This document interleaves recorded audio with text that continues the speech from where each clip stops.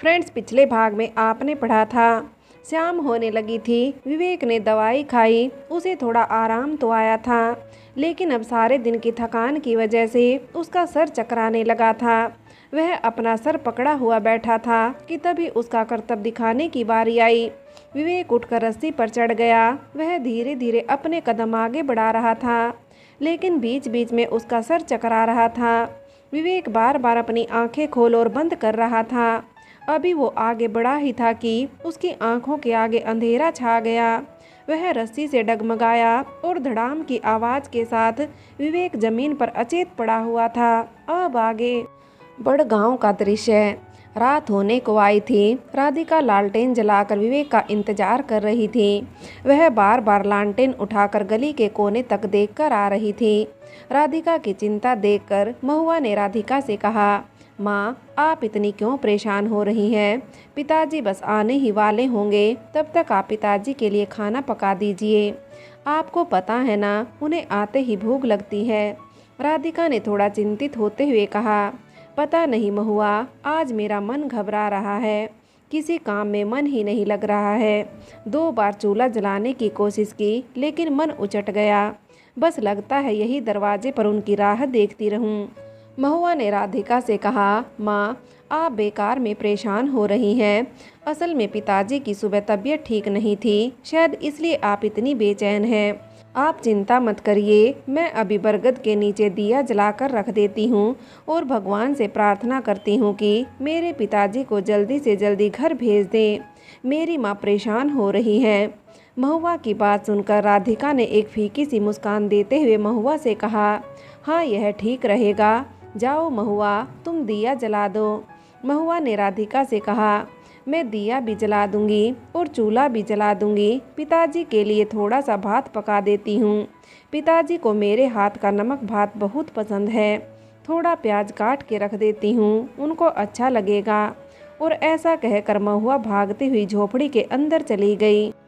उसने जल्दी से मिट्टी का एक दिया उठाया और थोड़ा सा तेल डालकर बरगद के नीचे जलाकर रख दिया और आंख बंद करके और दोनों हाथ जोड़कर भगवान से अपने पिता के स्वास्थ्य की कामना करने लगी और उनके जल्दी आने की प्रार्थना करने लगी। थोड़ी देर बाद महुआ अंदर गई और उसने चूल्हा जलाकर नमक भात बनाकर रख दिया था और जल्दी जल्दी प्लेट में प्याज काट कर भी रख दिया था। महुआ बहुत खुश थी कि आज उसने अपने पिताजी के लिए नमक भात बनाया है और वह यही सब बताने के लिए बाहर भाग कर गई। लेकिन बाहर का नज़ारा देखकर महुआ सन्न रह गई। राधिका जोर जोर से रो रही थी और विवेक को 4 लोग गोद में उठाकर लेकर आ रहे थे। महुआ का दिल जोर से धड़कने लगा था। वह गली के कोने में भागती हुई गई। उसने राधिका से कहा, क्या हुआ पिताजी को? राधिका फूट फूट कर रो रही थी। उसने महुआ से कहा, गिर गए हैं बेटा, चोट लग गई है, अभी बेहोश है। उमा काकी भी भागती हुई गली के कोने पर पहुंच गई थी। विवेक के सर और पैर में बहुत चोटें आई थी। वह तो अच्छा हुआ कि सोमनाथ काका और मंडली के बाकी लोग विवेक को शहर के अस्पताल में मरहम पट्टी कराने ले गए थे। डॉक्टर ने तो दाखिल करने के लिए कह दिया था, लेकिन पैसे की तंगी के कारण सोमनाथ उसे वापस घर में ही ले आए। सोमनाथ काका ने राधिका से कहा, जल्दी से इसकी चारपाई बिछा दो, हम इसे उस पर लिटा देते हैं। अभी थोड़ी देर में इसे होश आ जाएगा। विवेक के पैर को लकड़ियों की सहायता से बांधा गया था। पहले के ज़माने में इसी तरह से हड्डियों को जोड़ा जाता था। विवेक की हालत देखकर राधिका और महुआ अपने आप को संभाल ही नहीं पा रहे थे। काका ने उन दोनों को समझाते हुए कहा, बेटा, शुक्र मनाओ कि अब ठीक है। भगवान ने सिर्फ थोड़ी सी चोट देकर उनका कष्ट काट दिया। अब तुम जाओ और उनके होश में आने की प्रतीक्षा करो। उसे कुछ खिला पिलाकर दवाइयाँ खिला देना। उमा काकी और काका राधिका की झोपड़ी में आकर बैठ गए थे। वह दोनों भी विवेक के होश में आने का इंतजार कर रहे थे। राधिका ने काका से कहा, क्या हुआ था काका, यह सब कैसे हुआ? काका ने राधिका को बताया कि किस तरह से रस्सी पर चलते हुए विवेक को चक्कर आया और वह बेसुध होकर नीचे गिर गया। उसका सर जमीन से टकराते ही वह बेहोश हो गया था और उसका एक पैर मुड़ गया था, जिसकी वजह से उसकी पैर की हड्डी 2 जगह से टूट गई थी। बड़ी मुश्किल से वो लोग उसे शहर लेकर गए और डॉक्टर ने उसके सिर में टांके लगाए। डॉक्टर ने 2 दिन बाद फिर बुलाया है और यह दवाइयाँ भी हैं। मालिक ने काफ़ी मदद की थी। विवेक का सारा इलाज का खर्चा मालिक ने ही किया था। लेकिन हम भी अच्छी तरह से जानते हैं कि मालिक के पास भी मुश्किल से ही पैसा बचता है। उनका भी अपना परिवार है, पर उनकी अच्छाई की वजह से आज विवेक की जान बच गई, वरना लेने के देने भी पड़ सकते थे। राधिका बुरी तरह से रो रही थी और महुआ विवेक के सर के पास बैठी हुई उसके सर पर हाथ फेर रही थी। उसकी आंखों में भी आंसू थे, लेकिन अपनी माँ को दुखी देखकर वह अपना दुख प्रकट नहीं कर रही थी। वह धीरे से राधिका के पास आई और राधिका के आंसू को पोंछते हुए उसने कहा, माँ आप रोइए मत, पिताजी ठीक हो जाएंगे। मैं भगवान से प्रार्थना करूँगी कि उन्हें जल्दी से जल्दी ठीक कर दें। काके और काका काफ़ी देर तक वहीं विवेक के पास बैठे रहे थे। काका काफ़ी थके हारे आए थे। काकी ने वहीं खाना लाकर काका को दिया और राधिका से भी खाना खाने के लिए कहा, लेकिन राधिका ने खाना खाने से इनकार कर दिया। वह विवेक के होश में आने का इंतजार कर रही थी। काका सुबह के भूखे थे, उन्होंने तो खाना खा लिया और वहीं चटाई बिछाकर लेट गए। काकी, राधिका और महुआ विवेक की चारपाई के पास बैठे हुए थे। थोड़ी ही देर बाद विवेक ने पलकें झपकाई। महुआ ने खिलखिलाते हुए राधिका से कहा, माँ पिताजी को होश आ रहा है। राधिका भागती हुई विवेक के पास आई। तब तक उमा काकी पानी का गिलास ले आई थी। विवेक ने आंखें खोली। सामने महुआ और राधिका का चेहरा नजर आया। उन दोनों को देखकर विवेक ने धीरे से मुस्कुराते हुए कहा, लगता है काका मुझे घर ले आए। राधिका ने आंखों में आंसू और होठों पर हल्की सी मुस्कान लाते हुए विवेक से कहा, आप कैसे हैं? विवेक ने थोड़ा दर्द से कराहते हुए कहा, अभी थोड़ा दर्द महसूस हो रहा है। राधिका ने विवेक से चुप रहने के लिए कहा और चम्मच की सहायता से उसे थोड़ा पानी पिलाया। काका भी उठकर बैठ गए थे। काकी तुरंत हल्दी वाला दूध बनाकर ले आई थी और धीरे धीरे विवेक को चम्मच की सहायता से वह दूध पिला दिया। राधिका ने विवेक को दवाई देकर दोबारा सुला दिया था। काकी ने जिद करके राधिका और महुआ को खाना भी खिला दिया था। आज काका काकी विवेक की झोपड़ी में ही आराम कर रहे थे। सब सो गए थे, लेकिन राधिका की आंखों से नींद कोसों दूर थी। विवेक रोज कमाता था, तब जाकर नमक चावल नसीब होते थे। अब तो विवेक ने चारपाई पकड़ ली। घर गृहस्थी कैसे चलेगी? विवेक का इलाज कैसे होगा? तभी राधिका के दिमाग में उन गहनों का ख्याल आया। राधिका के मन में चल रहा था, अगर वह गहने देती है तो यह महुआ के साथ गलत होगा, लेकिन अगर नहीं बेचती है तो विवेक का इलाज कैसे होगा? और इसी कश्मकश में ना जाने कब राधिका की आंख लग गई। सुबह सभी की आंख कुछ देर से खुली। काका काकी उठकर बैठ गए थे। विवेक अभी सो रहा था। काका ने पलटकर राधिका की चटाई की तरफ देखा, लेकिन महुआ वहाँ नहीं थी। काका ने धीरे से काकी से कहा, महुआ नजर नहीं आ रही है, मैं जरा बाहर देख कर आता हूँ। काका बाहर देखने गए। महुआ बरगद के पेड़ के नीचे हाथ जोड़े बैठी हुई थी। महुआ को देखकर काका धीरे से उसके पास गए। महुआ के सर पर हाथ फेरते हुए काका ने महुआ से कहा, क्या हुआ बच्ची, यहाँ क्यों बैठी हो? तुम इतनी जल्दी क्यों उठ गई? महुआ ने आंसू भरी आंखों से काका की तरफ देखा और उनसे कहा, दद्दू जी, पिताजी को क्या हो गया है? अब वह कब ठीक होंगे? मैंने तो सोचा था कि आज मैं उन्हें अपना कर्तव्य दिखाऊंगी। उन्होंने मुझसे कहा था कि आज वह काम से छुट्टी लेंगे और मेरा कर्तव्य देखेंगे, लेकिन अब उन्हें देखकर ऐसा लगता है कि वह मेरा कर्तव्य न जाने कब देख पाएंगे। महुआ को रोते हुए देखकर काका ने उसे समझाते हुए कहा, तुम रो मत महुआ, विवेक जल्दी ठीक हो जाएगा। तुम भगवान से प्रार्थना कर रही थी ना? बच्चों की प्रार्थना भगवान बहुत जल्दी सुनते हैं, तुम्हारी भी सुनेंगे। और ऐसा कहकर काका ने महुआ को गले लगा लिया। महुआ काका के साथ घर के अंदर आ गई थी। काकी ने अपने घर में चाय बनाई और महुआ को पीने को दे दी। साथ में कुछ सूखे चने भी खाने को दिए। काका ने काकी से कहा, मैं काम पर जाता हूँ, विवेक के ना होने की वजह से हमें और मुश्किलें आ जाएंगी। विवेक ही तो था जो इतनी अच्छी कलाबाजियां करता था। विवेक जैसा कलाकार हमारी टोली में और कोई नहीं। बड़ा डर लग रहा है उमा। जैसे तैसे करके हमने ये साल गुजार लिए थे, लेकिन अब ना जाने विवेक कब ठीक होगा और कब अपनी कलाबाजियां दिखा पाएगा। पता नहीं दिखा भी पाएगा या नहीं। काका की बात सुनकर काकी ने हैरान होते हुए कहा, शुभ शुभ बोलो, ऐसा क्यों कह रहे हो, क्यों नहीं दिखा पाएगा? काकी को परेशान देखकर काका ने कहा, वहाँ राधिका के सामने मैंने यह बात तुम्हें बताई नहीं, बेचारी बिना मतलब परेशान हो जाती। लेकिन डॉक्टर ने कहा है कि अब इसके पैर में लचक आ जाएगी। हड्डी बुरी तरह से टूटी थी। जैसे तैसे करके जोड़ तो आ जाएगा, लेकिन लचक बनी रहेगी। यह तो तुम भी अच्छी तरह से जानती हो कि हम नटों की जिंदगी में लचक जैसी कोई चीज़ नहीं होनी चाहिए।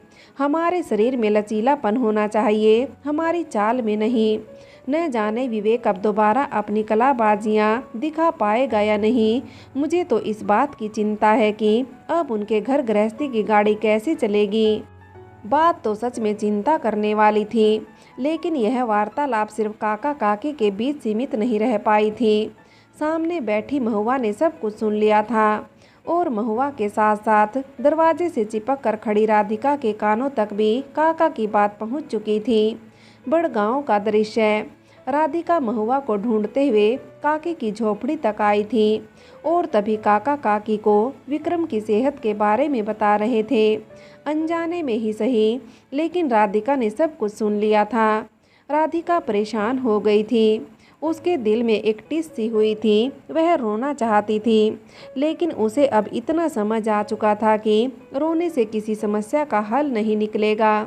उसने अपना मन मजबूत किया, आंखों के आंसू अंदर ही पी लिए और अपना दिल मजबूत करते हुए दरवाजा खटकाकर अंदर आ गई। राधिका को अपने सामने देखकर काका काकी चुप हो गए। राधिका ने काका की तरफ देखते हुए कहा, काका, अब तो महुआ बड़ी हो गई है।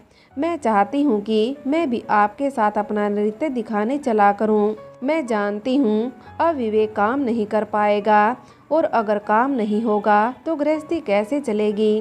राधिका का उदास चेहरा देखकर काका ने राधिका से कहा, लगता है तुमने सब कुछ सुन लिया बेटा। मैं अभी यह सब बताना नहीं चाहता था, लेकिन अब जब तुम्हें पता चल गया है तो मैं तुमसे यही कहूँगा कि अभी तुम फिलहाल विवेक का ख्याल रखो। तुम अचानक से नृत्य दिखाने जाओगी तो शायद उसे अच्छा नहीं लगेगा। राधिका ने काका से कहा, लेकिन पैसे तो तब भी चाहिए होंगे विवेक के इलाज के लिए। पैसे चाहिए, 2 वक्त की रोटी के लिए भी पैसे चाहिए, बच्चे को पालने के लिए भी पैसे चाहिए। तब क्या करूँगी। राधिका के दिमाग में गहने वाली बात अभी भी चल रही थी। इससे पहले कि वह कुछ और कहती, काका ने राधिका से कहा, मेरे दिमाग में एक ख्याल आया है। जब तक विवेक ठीक नहीं हो जाता, क्यों ना तब तक विवेक की जगह विवेक की बेटी ले लें। काका की बात सुनकर राधिका ने हैरान होते हुए काका की तरफ देखा और कहा, महुआ। काका ने हाँ में सिर हिलाया। राधिका ने जोर से महुआ को अपने आप से लिपटा लिया और काका से कहा, नहीं नहीं काका, मेरी बेटी यह सब नहीं करेगी। विवेक चाहता है कि महुआ पढ़ लिख कर कुछ बन जाए, वह हमारे जैसी नहीं बनेगी। राधिका की बात सुनकर काका ने राधिका से कहा, मैंने कब कहा कि तुम उसे भी हम लोगों जैसा बनाओ, और मैं तुमसे यह भी नहीं कहता हूँ कि तुम हमेशा इसे हमारे साथ भेजना। लेकिन फिलहाल जब तक विवेक चलने लायक नहीं हो जाता, तब तक तुम्हें कुछ ना कुछ तो करना होगा। देखो महुआ, कुछ सालों पहले तुम्हारे मुंह से यही बात सुनी थी कि हुनर सीखने में कोई बुराई नहीं, कभी ना कभी काम ही आता है। महुआ बहुत होशियार है, तुम्हें नहीं पता, सच मायने में यह विक्रम की बेटी है। उसके जैसी कलाबाजियाँ हमारी पूरी टोली में कोई नहीं कर पाता है। इतनी होशियार हो गई है कि तुम्हें क्या बताऊं। राधिका ने हैरान होते हुए काका से कहा, लेकिन अभी वह बच्ची है काका। काका ने राधिका से कहा, यह तो तुम भी अच्छी तरह से जानती हो राधिका कि हमारी मंडली में बच्चियां ही काम करती हैं, क्योंकि जो लचक बचपन के शरीर में होती है वह जवानी और बुढ़ापे में नहीं। वह जिस तरह से अपना शरीर घुमा के जितनी सरलता से मोड़ती है वह हम नहीं कर सकते। काका की बात सुनकर राधिका उन्हें गहनों के बारे में बताना चाहती थी, लेकिन फिर काका के मुंह से महुआ की इतनी तारीफें सुनकर राधिका चुप हो गई। उसके मन में भी यही आया कि क्यों ना जब तक विवेक ठीक नहीं हो जाता तब तक महुआ करतब दिखाए, इसमें कोई बुराई नहीं।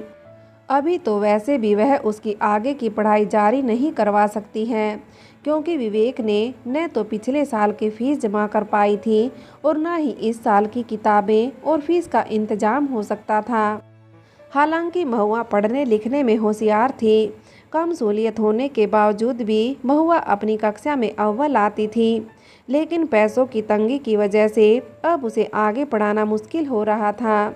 महुआ ने 11वीं पास कर ली थी, कहीं महुआ की आगे की पढ़ाई रुक ना जाए, यही सब सोचकर राधिका ने काका से हाथ जोड़ते हुए कहा, काका बस आपके भरोसे अपनी नाजुक सी बच्ची को भेज रही हूँ, इसका ख्याल रखना। विवेक को अगर यह बात पता चल गई तो वह सह नहीं पाएंगे। मैं उन्हें अभी यह सब नहीं बताऊंगी, बस कुछ दिन की ही तो बात है। विवेक ठीक हो जाए उसके बाद मैं काम पर चलूंगी। राधिका की आंखों में आंसू थे। वह जल्दी से भागती हुई अपनी झोपड़ी में गई और एक काला धागा लेकर आई। महुआ की कलाई पर बांधते हुए उसने महुआ से कहा, यह तुम्हें नज़र से बचा के रखेगा। रात का कुछ नमक भात रखा हुआ था। उसने जल्दी जल्दी महुआ के मुंह में बड़े बड़े कोर खिलाए और उससे कहा, अगर भूख लगे तो काका को बता देना, वह तुम्हें कुछ खिला देंगे। काकी ने थोड़ा सा ज़्यादा भात बना लिया था और डब्बे में रखते हुए उन्होंने काका से कहा, इसमें से महुआ को भी खिला देना। काका महुआ को लेकर मंडली की ओर निकल रहे थे और काकी और राधिका नम आंखों से महुआ को जाते हुए देख रही थी। गली के कोने तक राधिका भागती हुई काका के पीछे गई। वह लगातार महुआ की तरफ अपना हाथ हिलाते जा रही थी। महुआ भी पलट पलट कर बार बार राधिका को देख रही थी। ऐसा लगता था मानो वह तैयार नहीं थी, लेकिन अपने माता पिता की मजबूरी को देखकर उसने यह कदम उठा लिया था। फ्रेंड्स, आगे की कहानी के लिए कहानी का अगला भाग देखें।